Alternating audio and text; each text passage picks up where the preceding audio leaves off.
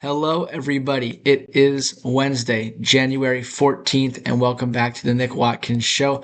I'm Nick Watkins. We are joined today by Ashton. Ashton, how are we doing today? Doing great. Ready to talk some ball today. All right, let's get into it. We're going to start quickly with the Warriors game from last night before we move on to our topics for the day. The Warriors beat the Portland Trailblazers 119 to 97 last night. Steph Curry was 2 for 9 shooting, 2 for 8 from three. Not very good, only 7 points, but he did have 11 assists. D'Anthony Melton had 23, and this was a good team win. Played much better defense than we did against the Hawks, and got back in the W column. So that's pretty good. Just a little recap of what happened last night. And now let's get into the big MLB story from today. Obviously, yesterday, Nolan Arenado got traded to the Diamondbacks. And before that, it was Alex Bregman signing with the Cubs. And that has seemed to get the ball rolling a little bit, re rolling here in free agency today. Ranger Suarez, formerly of the Phillies, signed with the Boston Red Sox on a 5-year deal. It was pulling up the 5 years, $130 million. Ashton, what are your thoughts on this signing for the Red Sox? Uh, Big signing. Suarez is a great pitcher. He's behind Wheeler and Nola. People don't really think he's that great, but he's a great pitcher, great lefty. He's really gonna help him out. They lost Devers. They got Kyle Harrison.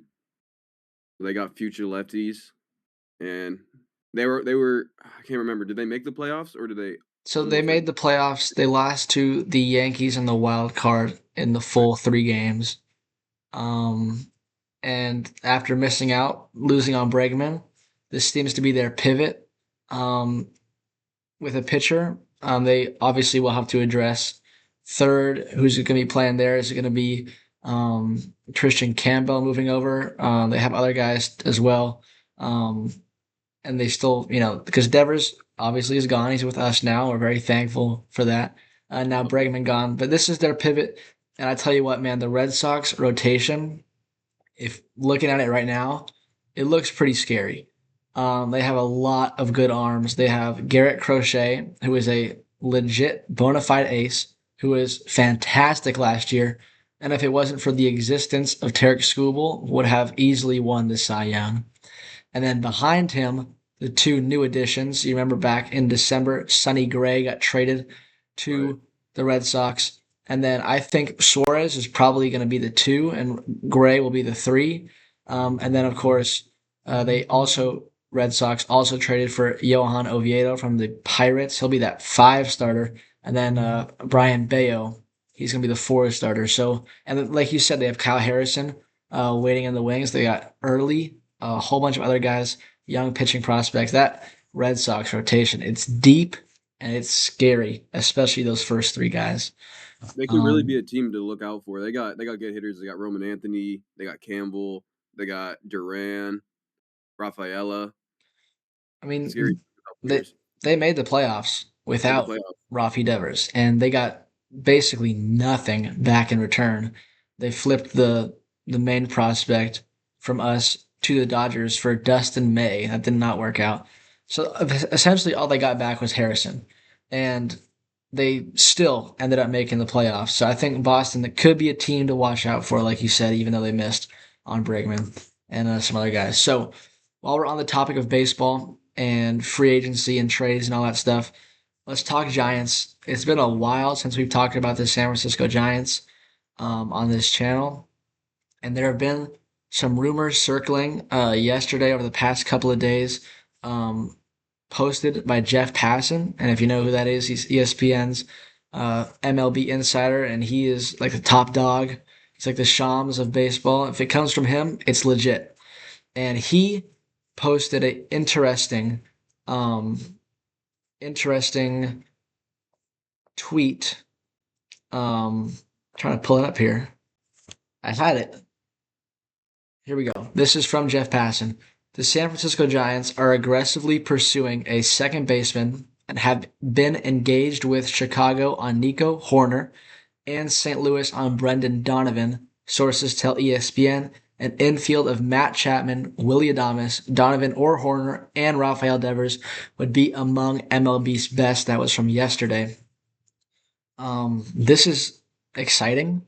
I said before when we are doing the Giants free agency preview that for our offense and our position players for the starting lineup, it isn't necessarily a priority to address that. If you were to upgrade at one position, it would be at second base. Um, and apparently, according to Jeff Passan, the Giants are looking aggressively to upgrade at second base. Ashton, how do you feel about that, Nico Horner or Brendan Donovan? I mean, I would love it, but we also got to take it with a grain of salt. We're both Giants fans. We know every year there's a report the Giants are in on Aaron Judge. Yeah, They're in on Shohei. They're one of the top teams, and they never come. You got to take it with a grain of salt. But with Posey now, I think there's a higher chance we actually go pursue these guys. We actually have a chance of getting them. I would love Nico Horner. Nico Horner's a 300 hitter. yeah. We have our set of three great hitters: Devers, Chapman, Adames. One more in there makes that top of that lineup great. And as a team whole, Bailey, Devers, Horner, or Donovan, Adames, Chapman, Ramos, Lee, and who's in right? We got Gilbert in right. Gilbert in right. Gilbert Matos platoon. That's That's a great lineup. I that's mean, real. That is a scary lineup. that is a great lineup. And the Um, pitching too. I would also love for them to go for Kyle Tucker. Kyle Tucker it's getting late and no one's going for him. I think I read something that they're asking for too much and teams don't want to pay it. yeah, I think the The later it talent goes, there. the later it goes, the less likely it is that he's going to be signing a mega deal. Um, like the prediction was 9 years in the ballpark of 450. And the longer that goes, the more likely it would be for him to take a classic Farhan 3 year with an opt out after the first year, prove it deal. Even though if I were him, I would probably cash in just based on the first half alone. But then again, if he's not getting what he's looking for, then he's probably going to take a prove it deal. Yeah, to your point, Nico Horner, 300 hitter last year, 297, 178 hits. He had 7 homers, 61 RBIs on a Cubs team that made the playoffs. And then on the other side of that, Brendan Donovan hit 287, 10 homers, 50 RBIs, 132 hits. He was not in the playoffs last year. However, he was an all-star. So these are two good second basemen. I believe Brendan Donovan is a left-handed hitter, and Horner hits from the right side. I think if I had to choose one or the other, I'd probably go with Horner just because of how bad we were against lefties last year. I'm sure you remember that. Like, even from the beginning of the season, um, we just got mowed down by lefties, which is crazy because some of our best hitters, Ramos, Chapman, Adames, they're all right-handers. But it just the way the lineup worked out is that we were better against lefties. Even our lefties were better against lefties. Um, so yeah, I'd take Horner for that right-handed side, just the contact. He could be a number one. He could be a leadoff hitter, and we can move Ramos to a spot that's better suited for him. He can be two. We can play around with the lineup, and he also has exceptional defense. I think his defense is probably better than Donovan's. Um, who would you rather have? Would you rather have Horner or Donovan? I agree with Horner. He's a great hitter and his defense. I mean that infield defense with Chapman, Adames, and Horner would just be insane. That's three Gold Glove level For sure. defensive players in one infield with Patrick Bailey at catcher, who's the best defensive player in the league. Like, but in our ballpark, being able to play defense like that is huge. And in our ballpark, hitting for contact is a skill that is really really valuable. I mean, you go back to he's the second baseman. You go back to the second baseman of old. Past Panic, Marco Scudero, Freddie Sanchez. Um, those are guys that just slapped it around the yard. And at Oracle, you can have success doing that. Um, Another thing that over the course of this ballpark has seen a lot of success is pitching. And there is one pitcher that was rumored to be in trade talks that could seriously make a huge splash. That would be Freddie Peralta. Freddie Peralta of the Milwaukee Brewers. Currently, he is a ace. He's an ace. He's up there with Logan Webb among the best pitchers in the National League. He is really, really good. And I read somewhere that Freddie Peralta could potentially be on the trade block, and the Giants would be interested. And I think with Ranger Suarez signing now, going off the market, if you look at who's left starting pitching wise for the big names, it's just Framber, right? Framber Valdez, and I can't think of any. I think it's just him. I can't really think of anyone though. And if we wanted to go out and get a good starting, like a great starting pitcher, we signed some back end guys, Hauser and who was the other one? Uh, Oh, I forgot his name. it was like a Ray or somebody. I thought he was a Mariner. Who was? Let's just look it up because this is gonna bug me. Tyler Molly, Yeah, Molly. Oh yeah, Rangers. from the Raiders. He started out really good last year, Okay. before he got hurt. But yeah, I think if we want to, fortify the rotation, this would be more than that. This would be securing a spot as one of the best rotations in baseball. How would you feel about Freddie Peralta um, coming to the Giants? I don't know if that's realistic or not, but what do you think the chances are of that happening, and how would you feel if that did actually happen? I don't know how realistic it is. Like, I don't know if we have the pieces to go grab an ace right now because we just traded for Devers. Yeah. Gave up.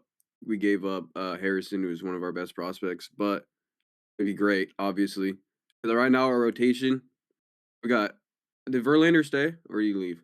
Um, Undecided yet. I mean, there's Even if Verlander still in the market, and there's Scherzer as well, who's buddies with Tony V.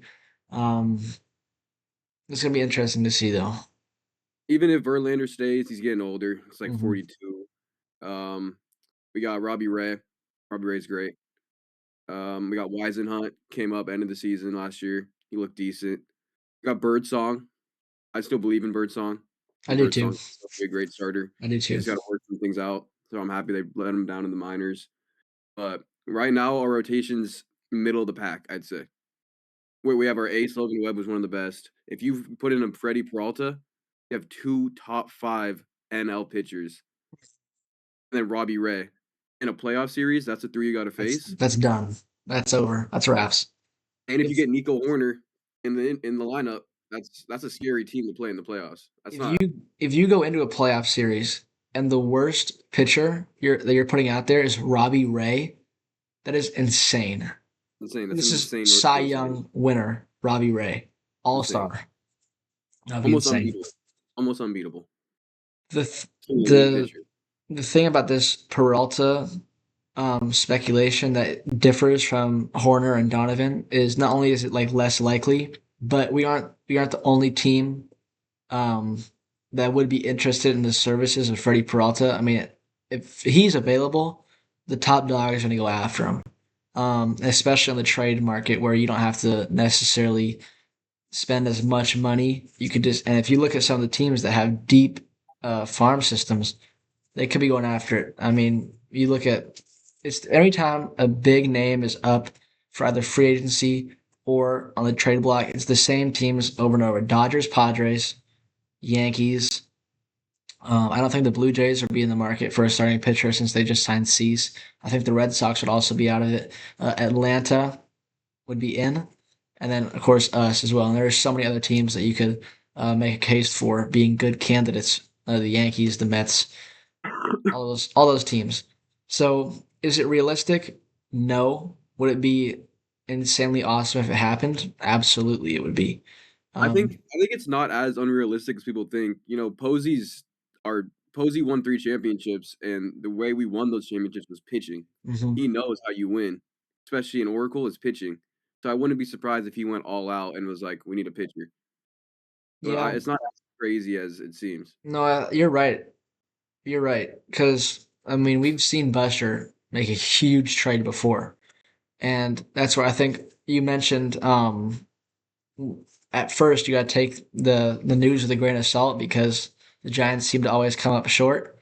But, and while that is a good point, that I feel like, especially with Buster and how aggressive that he's been and he's said that he wants to be, I think that in this current era, it only applies to free agency because we went out. We said, okay, free agency does not work. We missed on Soto. We missed on Otani. We missed on Judge, Stanton, Harper, going all the way back um, to Barry was the last one we really actually got. And he probably wouldn't have come here unless if his dad hadn't played here. So we said, okay, screw free agency. We're trading for the slugger. Um, and we traded for Rafi Devers, and that's why I think this could be more realistic for especially for the Cardinals. Is a team that's selling hard. They just sold Arenado and Gray. Um, I think that could be a realistic scenario, a trade to bring somebody else in. And the offseason has been going very slow so far for the Giants. Just, I mean, their most expensive signing was a movie theater. I don't know if you saw that. No, no. But the literal most expensive free agent signing is, taking over a movie theater in San Francisco. Um, that's some Farhan activities, Yeah, man. that sounds like Farhan That's a right there. Farhan Yeah. activity. But if something like this were to happen, it would immediately make the offseason go from underwhelming to incredible success. Speaking of incredible success, let's try to talk about the 49ers. And as we draw closer to the Saturday game against the Seahawks, for me, the excitement is ramping up. I'm getting excited seeing all the edits of all the talk. I'm getting excited for this. How are you feeling about the Seahawks game? I'm so excited, man. A little nervous because obviously what they did to us last week. But I heard Ricky expects to be back, and that's huge. Trent will be back. Loss of Kittle, obviously, that's heartbreaking. But Tongas has been great and can be great, and I'm really excited about this game. I think we're gonna win this one. I I am excited, but I wish I shared your opinion of we're gonna. I mean, obviously, I hope we're gonna win. I'll be rooting for us, of course, but that Seattle team is scary, and we did lose to them. And over since that game happened, every time I'm on here, I've been saying we got embarrassed, we got dominated. It wasn't that bad. It was bad, but it wasn't like they ran away with it. No. We did get dominated in certain aspects of the game, but it wasn't necessarily that bad. Then for this game, I am scared of the Seahawks, to be honest with you. I respect that team a lot. Um, this current version of the team, not the previous ones. Those guys stink. Yeah. But I feel like there are going to be more points scored in this game, and I can see the point differential 10 being the same. Do you? How do you see this game going? Do you think it's going to be more of a repeat or of the first 2 weeks, or the first two games rather, or do you think it's going to be its own separate thing? Um, I think I don't know. I think it's not gonna be the same. It won't be 17-13 or 13-10. I'm speaking like 20s. Um, I don't think we're gonna get ran over like we did last time we played them. Because I mean that was ridiculous. Kenneth Walker broke a 25-yard run on third and Yeah, 19. that was Like that bad that just effort. doesn't happen. Hmm. And we just played Saquon Barkley in one of the best O lines in football with Eric Kendricks and Wallow. And didn't shut him down, but held him in control. Mm-hmm. He wasn't beating us by himself. Mm-hmm. And I think Solid's gonna put out a good game plan. I don't think we're gonna get ran over. We got better. We got Ricky back, Trent back.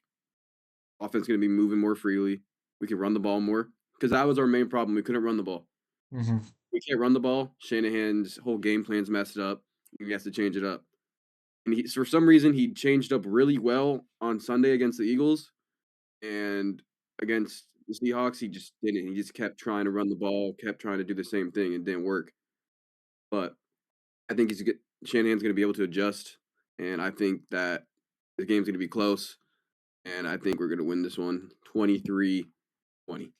I think to your point about how our offense was working against the Seahawks in that Week 18 game, it felt like when we got the ball for like the fourth time, we were like, okay, the first couple drives did not go very well, but we still have time to get rolling, and there's a lot of time left. And then you look down at the scoreboard, and it's the third quarter, and there's like we're halfway through the third quarter, and we're like, okay, well, we just got to get it going a little bit. But wait a minute, how did half the game go by already? And it just felt like the Seahawks were in control of time of possession, and I think the big thing was that they had the lead.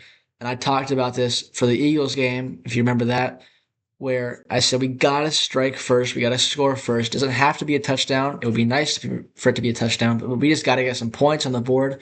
So they have to respond, and they can't just run, run, run, run, run.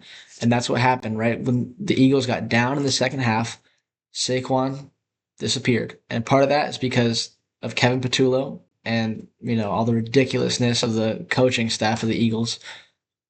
And another part of it is when you're down, you throw the football. And if you're going up against the 49ers, for some reason, teams just get happy throwing the football. And I think that's going to be a huge piece of this game. And that's what happened to us in week 18 is the Seahawks got ahead and they started running the football to burn clock. And then they realized, wait a minute, we're ripping off 5, 6, 7, 8 yards a carry. Let's just keep doing that. So I think getting ahead is going to be very key in this one. Um, and I agree. I think the defense is going to change it up. When you face a team 2 times previously, and then you face them again for a third time, it's not going to be the same game. You know a ton about the opposing team, and whatever team I guess comes in with the best wrinkle to the strategy is going to have the advantage at least in the first half. But yeah, I am excited for it. Um, I think it's going to be a really interesting game, and how we start is going to set the tone for the game for sure. I think to your point is they ran what a 10-minute drive to start the game last Yeah. week, or when we played them, 10-minute drive. They didn't score, Mhm. but that set the tone. I mean, we were getting the third down, couldn't stop them. Fourth down, couldn't stop them. And if we can be able to get them off the field, we can let them score a little bit, but they can't hold on to 7, 8, 9-minute long drives. We got to force them to throw the ball, and then we need Lenore. Lenore on Njigba. I agree with that. I looked at the stats. He didn't give up anything on him. Nothing. He There was had just a that pass fly in the end interference, zone. and that was it. That was it. But he said he wanted him. When he got him, he didn't give up anything. Hmm. It was all on Green. I love Ronaldo Green, but he was getting cooked. I agree. No And disrespect, Ronaldo, no disrespect, but Jigba's one of the best receivers in the league. yeah, But if we want to win this game, we got to force him to pass, and we need Lenore on Njigba because if you shut down Njigba, I know playoff St. Darnold. I like the Vikings as well, and I watched him last year in the 2 big games. Forget how to play football. I mean, that dude would sit in the pocket for 20 seconds, do nothing, and then throw a horrible pass or get sacked. So if you're able to fluster him, the lights are too bright, Sam. I watched it. Maybe seeing he changed ghost, a little bit, but seeing ghost. seeing ghosts. If you could shut down Njigba and you got to force him to throw to Rashid Shaheed and Cooper Kupp, I like our chances to get some stops. I agree with that. There are 2 points I want to build. I want to build off your point about Lenore. I think first of all, JSN after the game saying like he's a fan, and like all the Seahawks fans talk about JSN owns Lenore. I didn't see him get one catch when lined up against the hyena. Okay, Not so I don't want to hear that. And I think the way that we play our defense is we have Bernardo on one side and Lenore on the other, and they stay there, and they normally do a pretty good job. But that doesn't work. That doesn't work against a receiver like Jackson Smith and Jigba, who can torch you if you're not, giving him the attention and respect that he deserves, I guess. So I think even if it goes against what you've been doing didn't work against Seattle. I think Lenore has got to follow JSN. And that'll give us a much better chance to affect Sam Darnold. And if that also your Darnold point connects to my point about being ahead, because if they're not relying on the run and setting up play action, then just having Sam Darnold being forced to throw the football, and you don't really have a run game to go along with that, that's when he can crumble. And we've seen it this year. He has been changing the narrative. The first game against the Rams, horrible. The second game, he looked bad, and then when it mattered, he was clutch. And that was kind of the first instance that we ever saw Sam Darnold be clutch in a game that really, really mattered. And then week 18, he was good. He wasn't otherworldly, but he executed, did what he had to do, and won the game. And that was a big game. I just are 2 games enough to, overcome what he's been doing ever since he got drafted, which is choking it in big games. I like Sam Darnold. He was on our team. He seems like a great guy. But we need to force him to do something. And if it comes to that, then I also feel pretty good about our chances. Um, there's a lot of factors that go into this, and then at the end of the day, you can also just throw all that away because it's Niners Seahawks, and these are just 2 teams that absolutely hate each other, and you never know what's gonna happen when a game like that gets put on this scale. It's it's gonna be a lot It'll of be fun. physical. It'll be very physical. And I don't know if you saw, but Fred Warner posted something, and their D lineman Newuso was like, "The road Yeah, ends here, brother," and yeah. all the Niners are liking it, and they're like acknowledging that they're trash talking. Just creates extra fuel. I This could be a great one. This could be a great one. A postseason that we start with the Eagles, and then if we beat Seattle, in my opinion, we play the Rams. That's my prediction, my take. I think the Rams beat the Bears. It will be close, but that's with the exception of if you exclude the Cowboys, those are our 3 biggest rivals. And what fun that would be. It would be tough, physically, mentally, and emotionally tough. But oh boy, that would be a lot of fun. I'm I mean, starting to. it's all revenge tours too. It Philly is knocked us out in 22. LA exercising knocked us out in demons. 21 or Yeah, 20 at 21, yeah, and 21. Seattle knocked us out the 1 seed a couple weeks ago. They go beat all 3 of them. But I don't know who's gonna win that Rams game.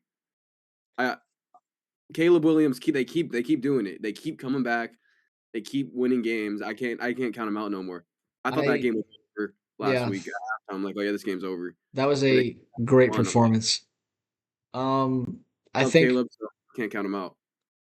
our game, we're definitely like probably our game is definitely the most lopsided. And with that being said, it's like 65-35. Um, which is, normally that's pretty good odds. It's pretty close. The other 3 games are as close to 50-50 as you can probably get. We had Niners Eagles last week and Bills Jags last week. Those were 2 games where spent a good amount of time going back and forth on who I thought was going to win those games. And this week we have 3 50-50 games. Um, quickly, I just want to hear your thoughts on the other 3 games. Bills Broncos. I guess we'll start with that one. How do you think this game is going to go? That's the first game of the divisional. This is a hard one. This is a really hard one. I mean, the Broncos 1 seed, elite defense. Mhm. Is that offense ready? Is Bo Nix ready? for a big playoff game. Yeah. And then obviously the Bills, Josh Allen. You would think this is Josh Allen's year. No Mahomes, no Burrow, no Lamar. Lamar. You would think this is Just his him. year. He's got to do Mm-hmm. it. It's got to be this But year. the Broncos are a great team. So I'm listening to my boy Dylan Young. He's a big Broncos fan. This is for you. I'm gonna say the Broncos are gonna win this game. I think it's gonna be really low scoring, like 17-13. It's gonna be like hard fought 17-13. So whenever I started talking about this game here and with other people, like just people like, from work, school, at youth group, even last night I was at youth group, and we all shared the same thought about the Broncos. I don't know what it is, but do they feel fraudulent to you? They do.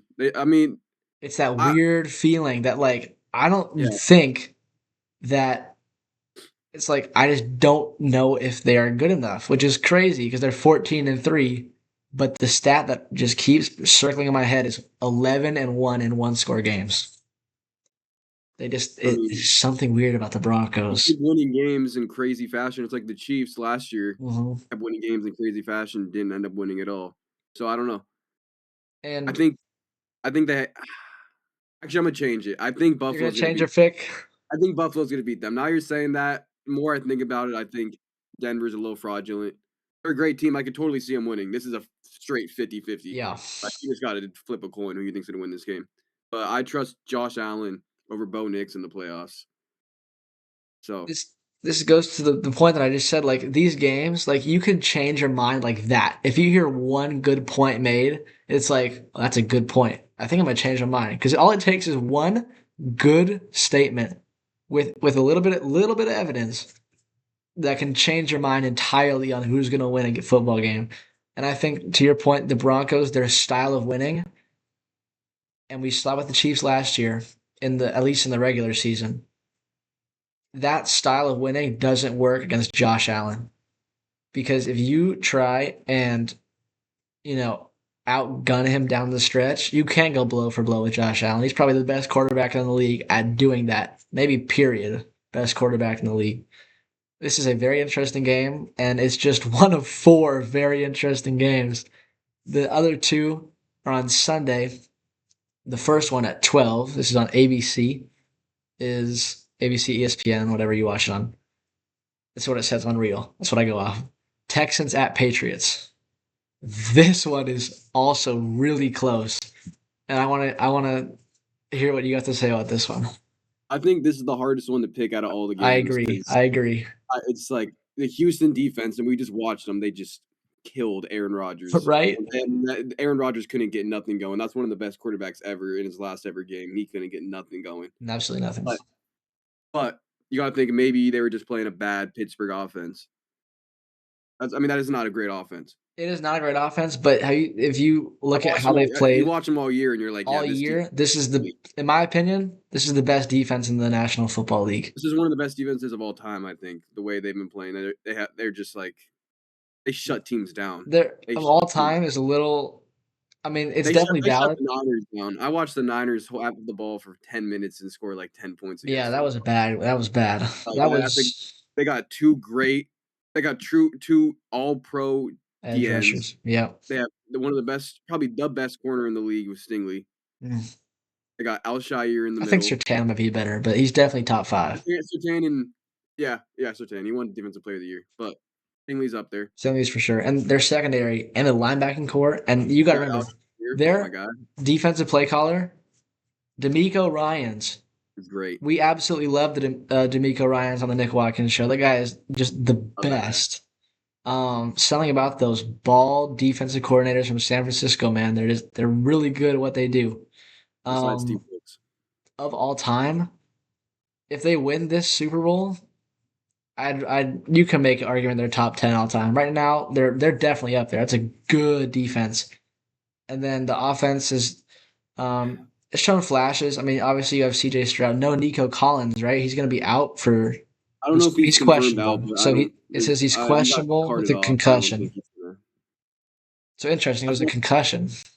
yeah, that's the issue with the team. It's the defense is so good, and the offense. I mean, on Monday, would they have 4 turnovers? He The fumbled like offense is inconsistent. That feels like the Yeah. best word to describe the Texans offense. They I can be think good, but I think will you they in play this an particular offense game? that will capitalize off your turnovers, then like I don't know about Drake May. I Really? I like Drake May, but I don't know if he's ready to go against Mhm. that defense in the playoffs. Yeah. I mean, in But general, Drake May, I would trust him, but against Texans defense, and that's why this game is so interesting because we just had this discussion about the Texans. We haven't even mentioned the Patriots yet in this game, and they're 14-3, and their defense just looked incredible against the Chargers. Now, granted, the Chargers really have a turnstile for offensive linemen. They're missing their two best offensive linemen. Um, I think that would have changed the game for sure. But and then the Patriots offense did not look the best last week. They got off to a very slow start. But this is one of the best offenses in the league. Second in points per game, third in touchdowns, first in yards per play. Um, they are good throwing and running the football, and they did not look the best last week. And that defense, which is pretty good, looked elite last week. So while the offense came down a little bit, the defense rose to the occasion, and it balances out to the same Patriots that they were coming into the playoffs. So with all that in consideration, on January 18th, who do you think is going to win the football game? I think it comes down to turnovers. Whatever offense turns the ball over less, I think it's gonna win the game. I think it's gonna be low scoring, especially with no Nico Collins, with the two great defenses. I'm gonna go. I'm gonna go Houston Houston. because they got a better defense. That defense is better, and I think that defense gonna. I don't know. If, I don't trust Drake May in the playoffs as much as I trust C.J. Stroud, who's been here a couple times. So give me Houston 13-10. 13-10.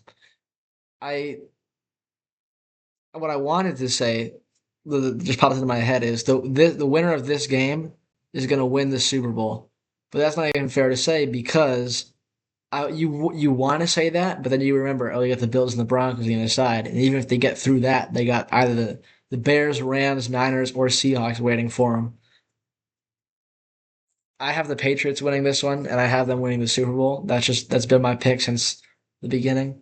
Um, but like you said, this is the hardest game to pick, and if I hadn't predicted the Patriots to win it all at the beginning of the postseason, I'd probably be changing my mind by now. Um, it's close, man. It's close. And then the last one on NBC at 3:30 p.m. Pacific time. From Chicago, the Bears hosting the Rams. A lot of variables going into this one as well. The Rams are a team that we've watched very closely and a lot of times. And what do you think about this one? This is another hard one. I mean, all these games are just like so 50-50 and even. But I do want to talk about your point that you said that you think that winner is going to be out the AFC Super Bowl winner. Uh-huh. I think it's going to be an NFC team You do? because yeah, I watched all the AFC teams and none of them were really like, none of them were so dominant offense and defense. Talking about I last think week? I talked about last week, yeah. Yeah, And I'm thinking like these NFC teams look dominant. Like Chicago looks dominant in offense. LA's offense is unstoppable. yeah. Like I think whoever comes out the NFC is gonna win. Because I mean, I don't know. We watch Seattle, we watch LA, we watch the Niners every week. You know how good these teams are.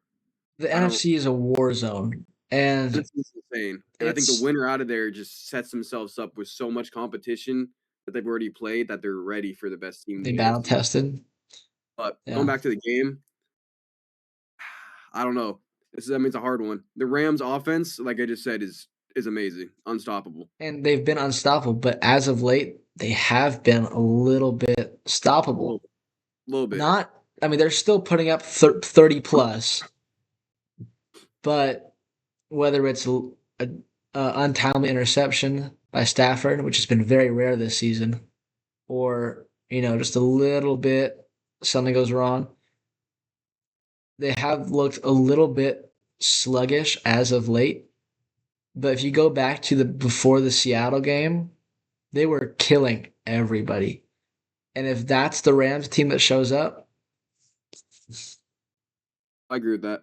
I've been watching every Rams game like intensively paying attention because the Niners and them were fighting or receding.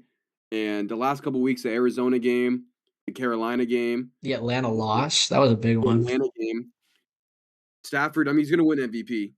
Do you think So so? I'm not. I think he locked it up. I think he locked it up. He was great week 18.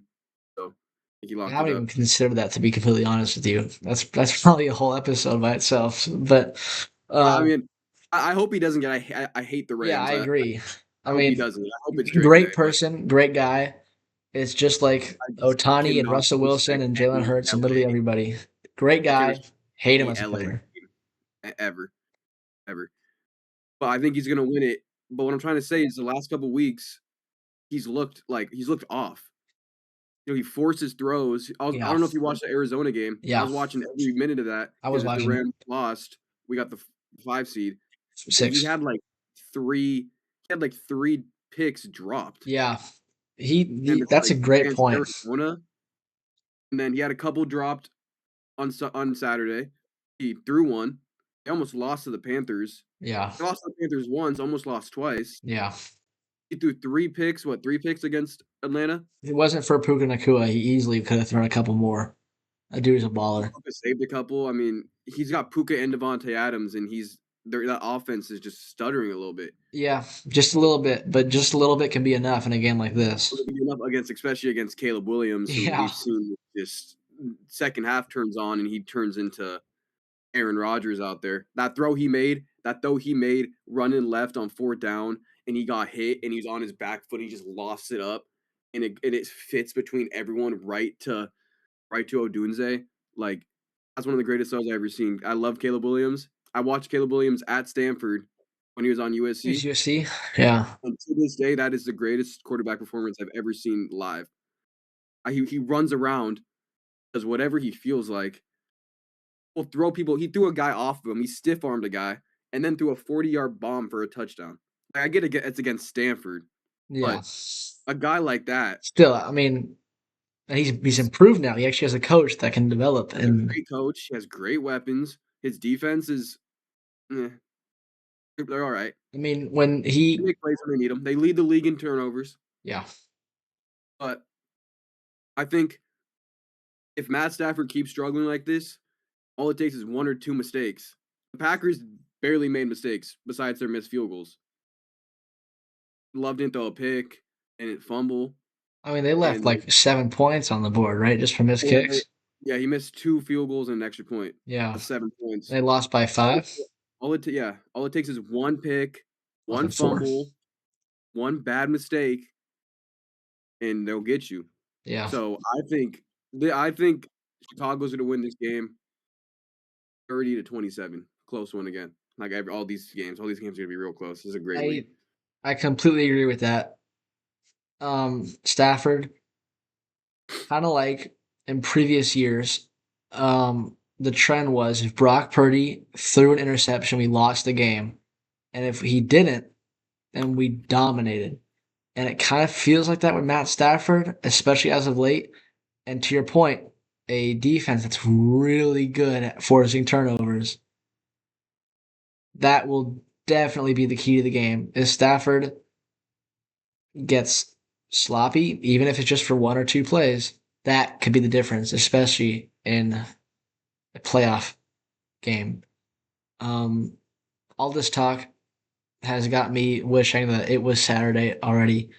Um, oh my goodness, this is it's gonna be so much fun. I really can't wait. I really can't wait. Saturday, Sunday, and then Monday's the national championship too. It will be the national champ. This is a great week of sports in What do you think general. about that game? The What's national up? championship. National championship. Um, I will kind of be hate watching. Um, Carson Beck, former quarterback of the Georgia Bulldogs. I thought he like single-handedly cost us the national championship last year. He's a bum. So I'll be hate watching a little bit. I'm a big Fernando Mendoza fan. I think he's a really cool guy. Um, He's a good quarterback as well. I think Indiana rolls them in this one. Um, that's just my that's just my opinion. They I have mean, yet to look bad. I think I get your hate watching, but I mean, Miami, I didn't think they had a shot to beat Ohio State, Me neither. and they went and Yet they dominated did. them really. Yeah. And then they went and beat Ole Miss, and Chambliss looked amazing that whole game, and they just kept scoring. Like I I think I think it's a closer game than people think it's going to be. Indiana's great, but they also played a mediocre Alabama team. With that Alabama team just wasn't great. Ty Simpson, I like the guy. He's he's not ready. He's gonna go to the NFL, and Yeah, he declared already. he shouldn't Yeah. go to the NFL. And they played Oregon. Dante Moore just decided he's coming back because he's not ready. That team wasn't ready. I think they're playing a complete team. I mean, that Miami defense is legit. They have a top 5 pick, Ruben Bain, on the D line, and I still think Indiana's gonna win because Signetti's, from what I see, is just one of the best coaches I've watched. The 45 points, and he The dude looks wins. pissed, Google like they're him. down 30. Like he looks like Nick Saban, like Yeah. just a different version of him. But I think it's gonna be close. I think Indiana's gonna win, but I don't think it's gonna be a steamroll like people do think it's gonna be. Yeah, I mean, I don't think it's gonna be like 20-point blowout. I can see it being like 10. I guess it'd be in 10. Um, but I think just the fashion that they're gonna do it, leave no doubt. Hoosiers. Obviously, I'd rather it be my dogs, but we ran into the Chambliss. That dude is a stud. That kid So can ball. he has Um, great arm talent. Whoever picks him in the draft got to steal because I don't think he's going very high. so if Moore's coming back, that means it's gonna be Mendoza, and then I would think would it Simpson, be um the next one off the Chambliss? board. Really not a great year. I don't. I feel Sellers went back. Moore went back. Chambliss is coming out because they didn't let him come back. Simpson's coming out. I believe Stockton's coming back, but I'm not.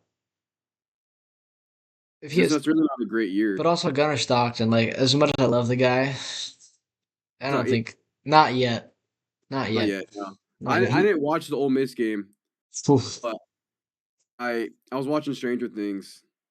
I During, think I would have rather watched the Ole Miss game than Stranger Things. oh yeah, no, Stranger Things is horrible. Yes, but Don't even get me started on that. I wish but I would have watched it too, we got. but I didn't see how Stockton looked, so I can't say anything. I mean, he's got talent. I mean, he can definitely run the ball. The throwing needs a little bit of work. Um, he has potential, but right now the floor is not very high. So, but we got some great sports. We got football Saturday, Sunday, and then Monday. MLB free agency. Hopefully, we've seen some action. Hopefully, the ball is getting rolling or things are picking up once again. In terms of action for today, we have, in terms of nationally televised games, we have a lot of them actually. We have the Cavs and the 76ers, two 22-win teams at 4 on ESPN. Nuggets Mavericks, that'll be at 6:30 on ESPN. The Warriors do not play tonight. Neither do the Sharks. Another off day for the Sharks. Monday, Tuesday, and Wednesday. Hopefully, we're rested up. We got back to backs coming up. We got on TNT for hockey tonight, the Flyers and the Sabres. And then a game that actually means a lot to the Sharks at 7 on TNT, Vegas Golden Knights at the LA Kings. Hopefully, we can gain some ground on one of these two teams just because they'll lose. Have you been watching the Sharks, Ashton? Um, I haven't been watching, but I've been paying attention. They I'm hoping, man. I'm Dude, really hoping. It's been a while since I've been able to watch the Sharks and be happy. They got Celebrini. That dude's gonna Celebrini, be absolute an stud. all-time great, man. They I'm hoping, man. I'm hoping. And even if we miss the playoffs, which, God forbid that'd be awful. If we miss the playoffs, it's still an unbelievable step in the right direction. We We haven't are we haven't been above a bottom 5 team since, like, 2019. since So, Pavelski left, pretty much. I like, mean, just a year that we're competitive and we can almost fight for the playoffs is good for me 'cause this is a step in the right direction. yeah, But, I 100%. mean, hopefully they make the playoffs, man. Playoff hockey's the best. Yeah. Playoff hockey when the Sharks are in it, can't beat that. We got every sport, both professional and collegiate, ramping up. It's looking like a great week for sports. We're gonna have some great episodes. Ashton, thank you so much for coming on. This was a ton of For having fun. me, bro. Ton of fun. Great episode. If you made it this far, drop a comment. Let us know you were here. Let us know if you enjoyed. Like the video. Um, we'll for sure have you on again soon. This was a ton of fun. So thank you, man. I really appreciate it. Of course, man, thank you. All right, so thank you everyone so much for watching, and I'll see you tomorrow.